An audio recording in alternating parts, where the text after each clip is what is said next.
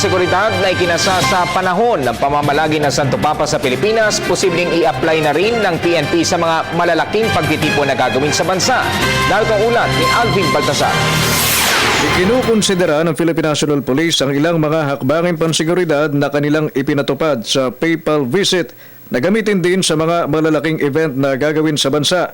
Ayon kay PNP spokesman Chief Superintendent Wilben Mayor, nakita kasi nilang epektibo ang naturang approach kung pag-uusapan ay security inspection at crowd control. Halimbawa na dito ay ang pagbibitbit ng transparent bag sa halip na backpack na mas mapapadali sa ginagawang routine inspection. Malaking bagay din ani Mayor ang paggamit ng quadrant na nakapaglimita sa galon ng mga tao at nagsilbing epektibong paraan sa crowd control.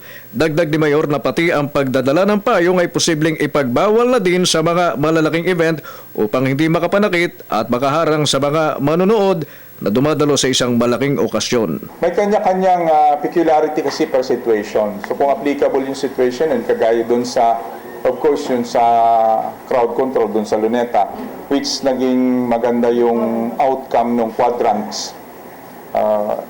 Kung ano yung mga magandang naging outcome, then i-apply natin yun sa mga darating pang major events. Samantala, ibinabana ng PNP sa normal alert ang estado ng kanilang alerto mula sa full alert status.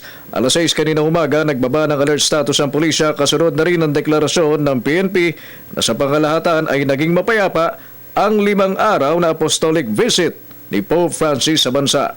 Normal alert level na po kami. From full alert to normal. As of 6 in the morning, January 20, 2015, that's today. Pinasalamatan din ng pamunuan ng PNP ang media sa naging papel nito sa matagumpay at katatapos pa lamang na papal visit, gayong malaki anya ang naging ambag nito sa pagpapakalat ng impormasyon na may kaugnayan sa pagbisita ng Santo Papa, dahilan upang maging maayos sa kabuuan ng mga inilatag na preparasyon dito ng pamahalaan. Para sa Telebisyon ng Bayan, Alvin Baltasar.